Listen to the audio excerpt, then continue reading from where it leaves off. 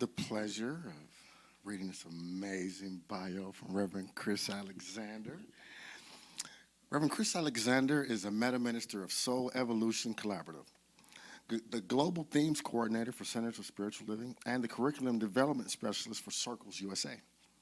She's a visionary catalyst pioneering the path of possibility and social transformation through universal principles. As a spiritual alchemist and global change agent, she unapologetically embraces her role of truth teller. Reverend Kris is dedicated to exploring the intricate intersection between the mystical and the mundane, together with the sacred and the profane. With a remarkable ability to hold paradoxes and perceive life from multiple perspectives, she champions the power of honest, love-infused communities. Reverend Kris's unwavering commitment to authenticity forms the foundation for building genuine connections, creating an environment where truth and wholeness can thrive. But this dedication drives her to engage in crucial and often challenging conversations necessary for fostering positive change. Curiosity is a guiding light in her journey, and we know about that here. All right. Reverend Kris firmly believes in the fundamental rights of all individuals: freedom, love, respect, equality, safety, and happiness. And she strives to embody these values in every facet of her life. To dive deeper into her insights and explore her body of work, visit her website, reverendkris.org.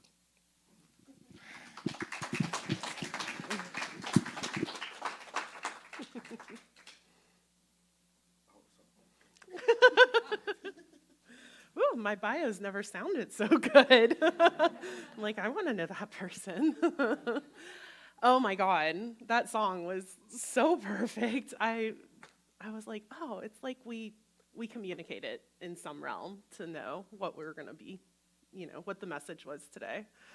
So my name is Reverend Kris Alexander. If you don't know me, my pronouns are she or they, and I invite you to use both with wild abandon when speaking about me. I wanted to let y'all know, I've guest spoken at this point at a fair few centers, and I'm pretty sure that this was like the most welcoming welcome I've ever gotten from a center walking through the door for the first time. So, and I know that that's what y'all are about. So I wanted to let y'all know that it shows up. What you're about, it's the walk and the talk. So today, my talk is Your Gentleness is Showing. And I just want to throw a little shout out. I brought my friend, a practitioner and the administrator at Center for Spiritual Living Asheville, April Connor, with me. And she actually wrote the global themes this month.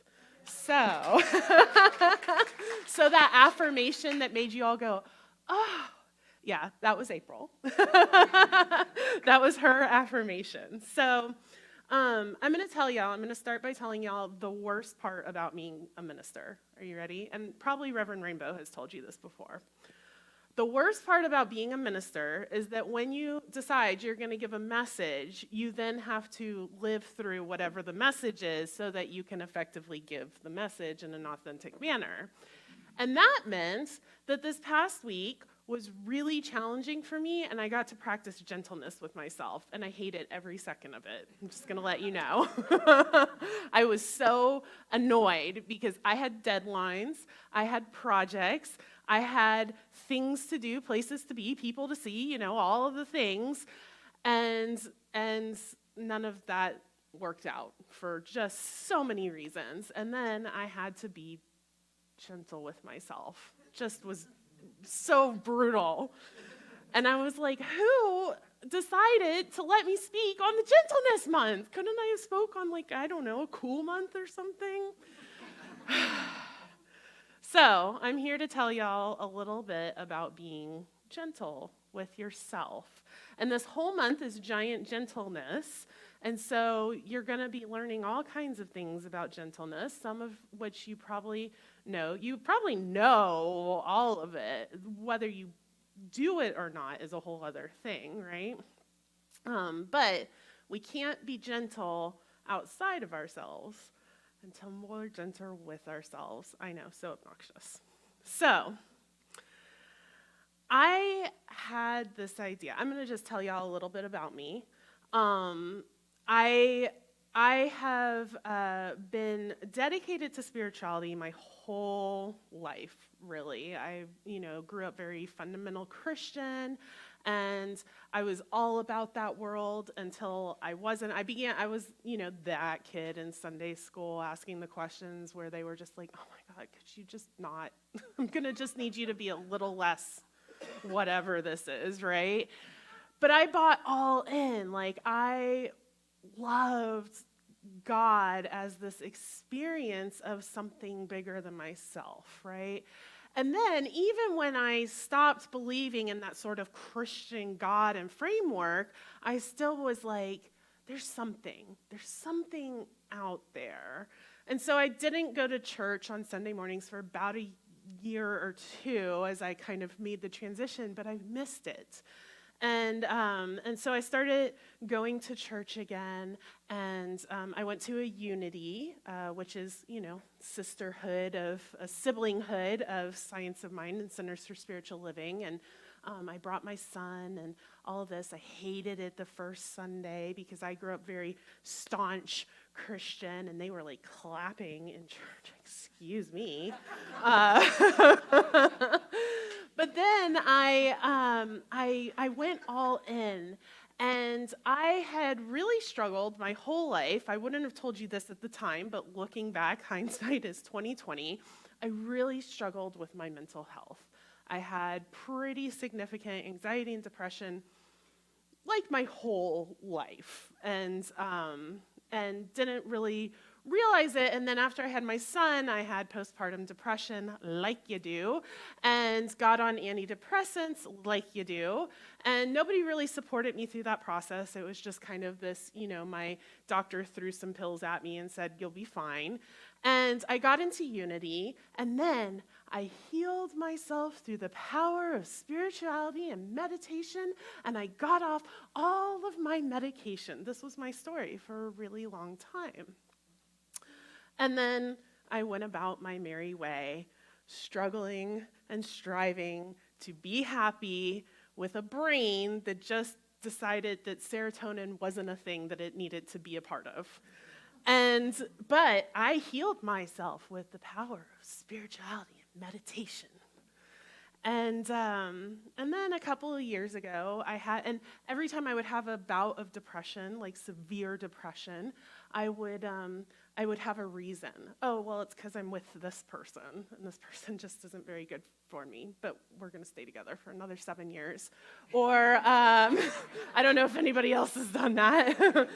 Or, well, I just don't like where I live, or I hate this job, or my boss sucks, or what I always, excused it away. This isn't what I thought I was going to talk about at all. I don't even know why I'm looking at my notes because it's not on there. I excused it all away, all the depression, as a reason. And then I became a minister, and I got my dream job. I was the senior minister of a center just 9 miles from the White House, just outside of D.C., and I was going to be a minister to the politicians the way that Michael Bernard Beckwith is a minister to the stars, and I was going to change the country. And then I met my now spouse, and I had this amazing relationship, and I had this beautiful home, and everything was all so amazing, and I was so depressed I couldn't get out of bed. And I was like, crap.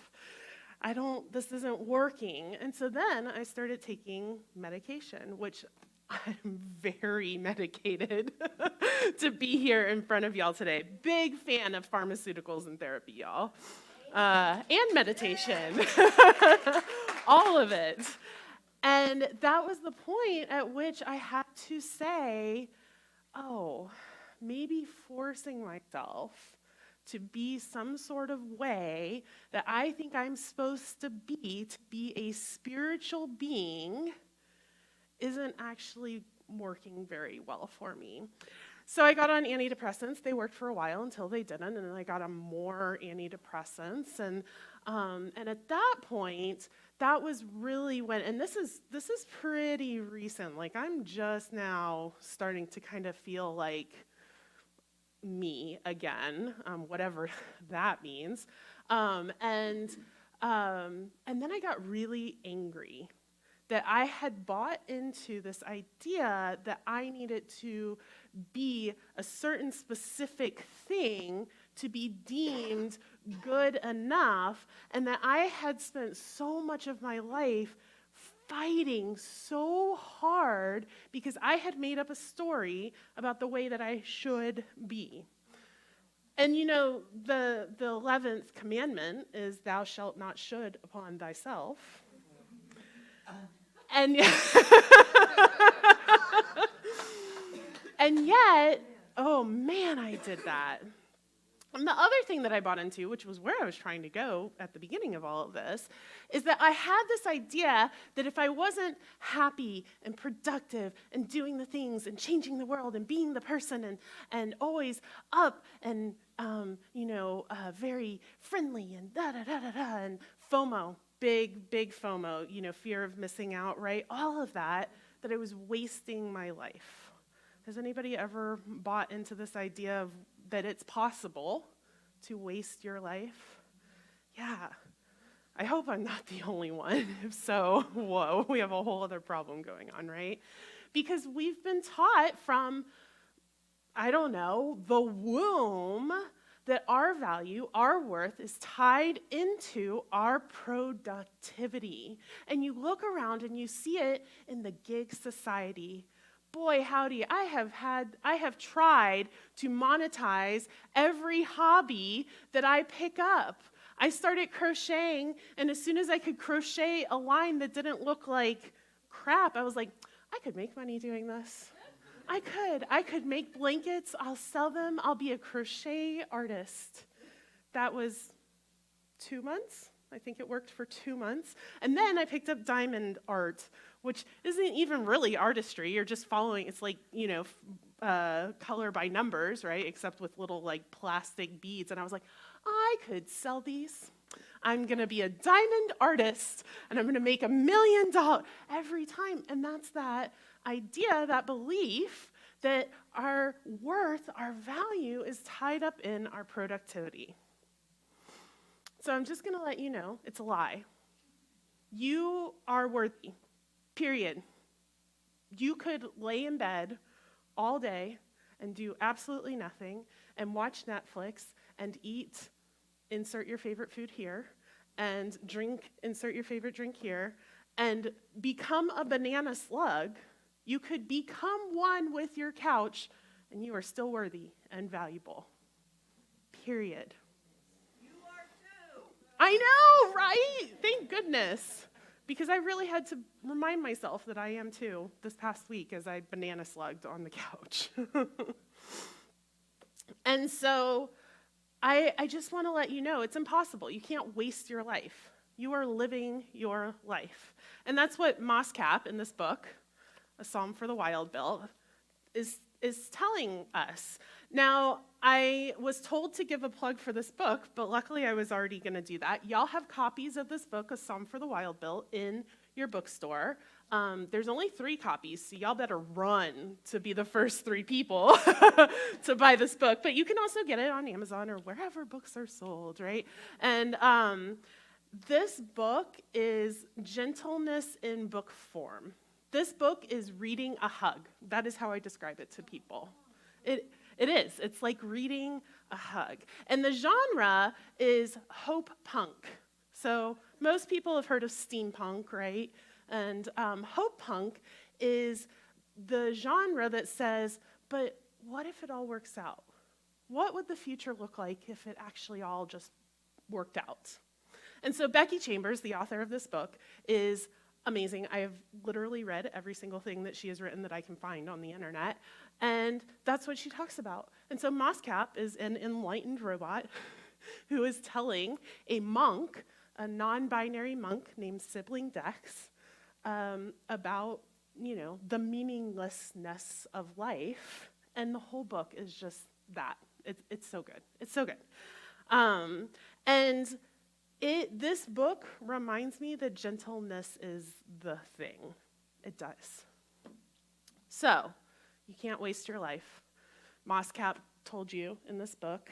Amy Steinberg says it in her song Purpose. She says the purpose of living is life. The purpose of life is living. I don't know, she says it one way or the other, right? That's it. It doesn't matter what you do. If you're alive, done. You've already done it. You have fulfilled your purpose. You are living. And Neil Donald Walsh, in his little teeny tiny book that almost nobody's heard of, The Bringers of the Light, the very first thing he says in that book is I had it until I said I was going to say it. Life is pointless, and that is God's greatest gift to us. Life is pointless, and that is God's greatest gift. Because here's the thing, when life is pointless, you can just breathe for a second. You don't have to always be creating. You don't always have to be productive. You don't have to prove that you're valuable or worthy of the air that you're breathing or the body that you're inhabiting or the people that support you. You can just be, and that is enough. Now, I don't know about y'all, but this is not the easiest thing for me to practice all the time. I really enjoy being a productive person. I enjoy people telling me how wonderful I am. I enjoy putting things out for people to use and do and have and all of that. And so when I'm not doing that, I still struggle just a little bit with, but I should be. And here's the other really obnoxious thing about my life is I'm married to a minister. And I can't get away with anything. And in fact, this week when I was bitching and moaning about how I wasn't getting anything done, they said, well, but aren't you, talking about, I was like, shut up, I don't need you to tell me what I'm talking about this weekend. Ugh. I can't get away with anything. And anytime I forget, they remind me, and anytime they forget, I remind them, and I'm sure that they would say that it's just as obnoxious as I'm telling you. But we get to remind each other that we have permission to just be. So, I want to tell you about somebody else who's going to support you in this, and that is Tricia Hersey, the NAP minister. Has anybody ever heard? I'm seeing some nods. Yes. So good, y'all. So Tricia Hersey, she calls herself the NAP minister. She has a NAP ministry, and she basically says that rest is resistance. That's the name of her book. It's a manifesto on the rest as resistance. And she says so many things, y'all, but she says a couple of things. She says, we must believe we are worthy of rest. We don't have to earn it. It is our birthright. It is one of our most ancient and primal needs. And how often do we tell ourselves, I can rest after I do X, Y, Z? Well, I'm tired now, but I just need to fold the laundry and do the dishes and take the dog out. Well, maybe take the dog out still, but, I need to do this and do that, and I have to pick up, and I can't possibly lay down on the couch because there's dust on that bookshelf over there, and if I lay down on the couch, it's like I'm telling the universe that I'm just okay with dust in my house. Oh my gosh, right? But no, actually, rest is your divine birthright. It is actually what you're made for, is to just be. So she also says, release the shame you feel when resting. It does not belong to you. That shame that you feel when resting, it's not yours. You can just set it down. It doesn't belong to you. Just because somebody handed it to you doesn't mean you have to keep holding it. Thanks. And you can just walk away. You don't have to keep a gift just because it was given to you. If it's a crappy gift, put it down and keep going. And that shame you feel for being just who you are authentically, for resting, for knowing that you're valuable, that you're wonderful, just for being, set all that. It's not yours. It's not yours. And if you've been holding on to it because somebody important in your life gave it to you, I am right now giving you permission to just put it down. That person can be important even if you don't accept their gifts, right? So rest. That, to me, resting, that's what being gentle with myself is. To me, when I'm having a hard time, instead of trying to push through, stopping, taking a breath, which Seneca so beautifully helped us model, which, let's take a breath.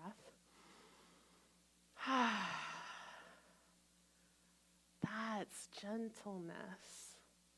And we get to just be gentle.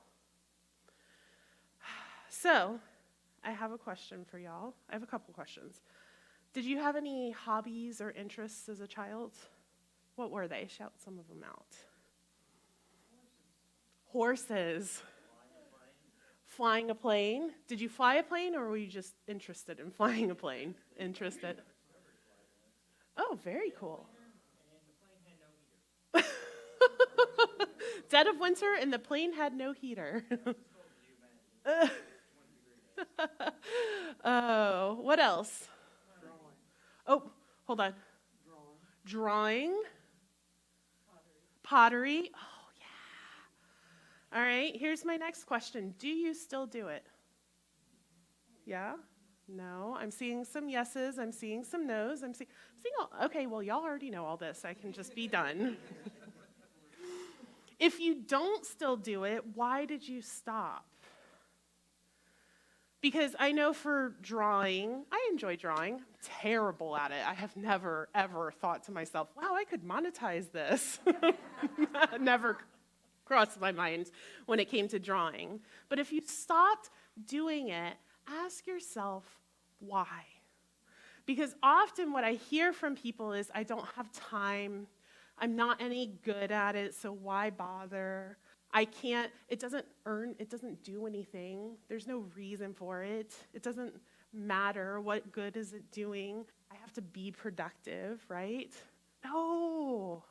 So a amateur, which is what we all are in most of our hobbies, unless you're like an Olympian or a artist or you've monetized your hobby. Most of us are amateurs, and the word amateur comes as this idea of a person who is in love with the thing that they are doing. So we do things for the love of doing them, and that's enough. That's enough. That's all we need to do, is just be in love with life. And if you're somebody like me who struggles with mental health, you can not be in love with life, and you're still worthy, and you're still valuable, and it's still all good. So I follow this guy online on TikTok, obsessed with TikTok, y'all. I think TikTok is a magical, magical place that we should all hang out in. Maybe not all the time, but on occasion, if you hang out there all the time, you're still worthy. You're still valuable. You can still be gentle with yourself.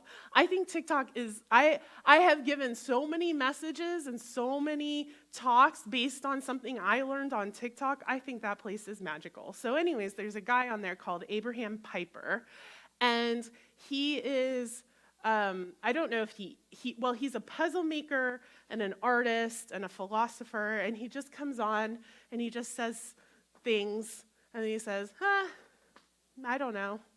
Come on, we'll just keep talking about it, right? He's wonderful. So in my depression, my anxiety, my, oh my God, I must be doing something that I'm not doing. I don't know what it is, but it's not this. I have learned that I really enjoy comforting nihilism. So nihilism is the idea that life is meaningless. There's no point. And comforting nihilism is allowing that to support you and to make you feel better about life. And it doesn't work for everyone, so if this doesn't work for you, it's just a gift. You can set it down and keep walking.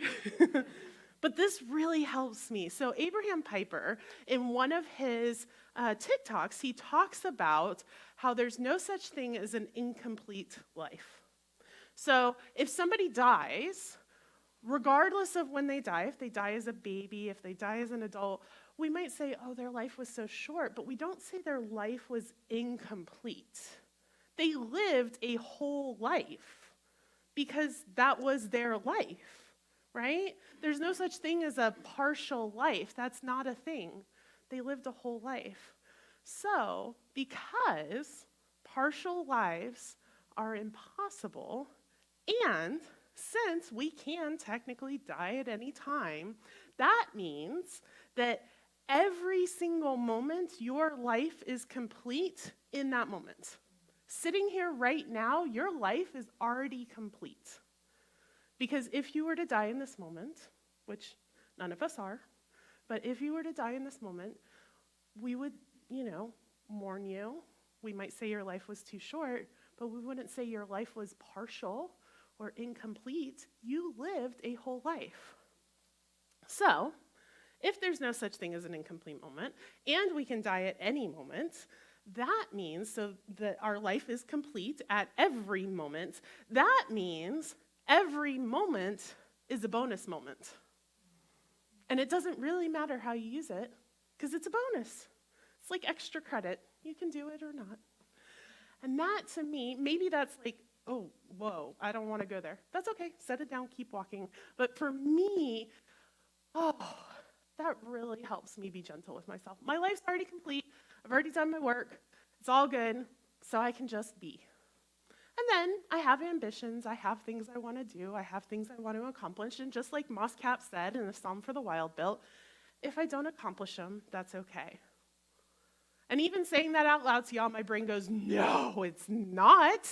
Excuse me, you have a 5-year plan. You have SMART goals. You have a mission and a vision and a purpose, and you're here and you're doing the thing, and you have more things to do. Yes, and it's all bonus. I have lived a complete life. You have lived a complete life. And so every new moment is an opportunity to just enhance the completeness. You don't have to do something to prove that you are worthy of having the life that you have. So, to sum it all up, I am giving you permission to be gentle with yourself. But outside permission isn't really that supportive. So, I have something for y'all. And April, my friend April, and Corbell are going to hand them out. They are permission slips.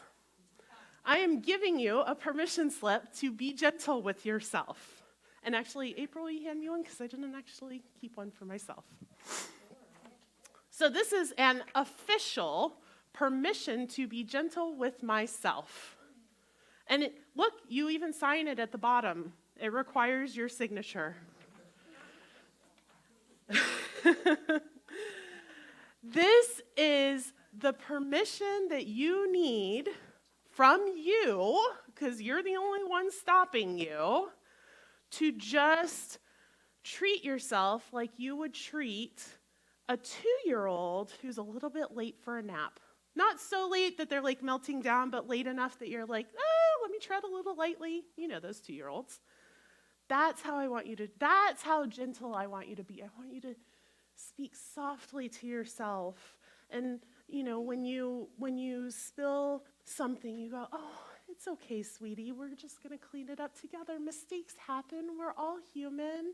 You have permission to be human, as Colleen said to me earlier, and I've heard before, right? It's okay, honey. We'll fix it. I love you so much. There's nothing you can do that would make me not love you. My love for you is unconditional, right? That's how I want you to speak to yourself. I want you to speak like you would speak to your best friend. How would you tell your best friend that they are worthless for not meeting that deadline? Never, because it's your best friends. They can do no wrong. They're so wonderful. Look at how amazing they are. They're so adorable. You just love them. That's how you get to speak to yourself. That's how you get to speak to yourself. Allow yourself to be comfortable We have all these ideas and these rules in place. Well, I have to do it that way. Well, why? Nobody's even, well, I can only sleep with, I don't know, this is a silly one, but I can only sleep with 2 pillows. Well, if you want 10 pillows, who's stopping you? Or, I can't wear pajamas to the grocery store. Why not? Who made up that rule? Just be comfortable. Just be comfortable. I always tell people when we're going to do really hard work, when I lead my grief group, or when we're going to be like processing stuff or doing like a really heavy like workshop, wear your pajamas, bring your teddy bear, bring a comforter, be comfortable. The least you can do if you're going to be doing processing hard emotional stuff is make your physical body comfortable. Drink some hot chocolate, just be comfortable. Give yourself that extra 5 minutes. Nobody's going to die if you take 5 more minutes than you were supposed to take. It's okay. You could just sneak in church late. I'm glad Reverend Rainbow's not here. Just give yourself some grace. Give yourself some grace. So, permission. This is a permission slip. And if you need a bigger reminder, by this afternoon on my website, revchris.org, there's a resource page, and there will be a full-page permission slip that you can download and print out in case you just need a bigger reminder. So let's read this, and you're going to put in your name in that blank spot. You're going to actually say your name out loud, and we're all going to say this together out loud, right? All right? You ready? I, Kris, am hereby granted sacred permission to be exceedingly gentle with myself. I have permission to rest, to speak kindly to myself, and to honor my needs and desires. I am worthy of profound comfort, kindness, and unconditional self-love. This gentleness is granted without cause and remains irrevocable for any reason, including, but not limited to, guilt, productivity, or merit. So y'all are going to sign this. If you're online, go to my website, revchris.org. Resources page. It'll be down there along with a lot of other really cool stuff. So download your permission slip, hang it, frame it, put it up, make multiple copies, hang them in every room of your house. Just be gentle with yourself. All right? This is your permission to be gentle with you. Let's pray. Let's take another deep breath. I feel like that breath is a good reminder of gentleness. And I know for myself that breath is the thing that reminds me that there is one thing going on. There is only the divine. There is only sacredness. There is only that God stuff. It is the planet, the solar system, the galaxy, the universe, the multiverse. It is each and every one of us here. It is all of life. It is the organs and the systems and the cells and the atoms and the quarks and the little bitty tiny things that we don't even know about yet. It is all of it. We are made of the very building blocks of the divine. That is who and what we are, and there's nothing we can do about it. And so we just allow it to be true and know that because we are God's stuff, each and every one of us, we are made of God's stuff, that we can just rest and relax and allow ourselves to be fully, authentically, wonderfully messy and human. That we can just be gentle with ourselves because we're divine. We deserve gentleness because we simply are. We are valuable, we are worthy, we are inherently blessed and good and perfect, even in our messiness. We are God showing up as God to experience itself as God. We are the infinite, playing with the infinite, relating to the infinite, conversing with the infinite. And we just allow ourselves to be that, and however it shows up. And so I just give great gratitude for this gentleness, for this ability to just pause and love ourselves and treat ourselves kindly and be good to ourselves. I give great thanks for this beautiful, beloved community that is so loving and so welcoming and truly embodies their name. I am so grateful for the gentleness that is already here. I am grateful that we just get to raise our awareness of the gentleness that is. And so I simply release my word. I let it go out into the stars where it turns into stardust and then rains back down upon us as blessing after blessing after blessing. I surrender it all, and so it is. So it is.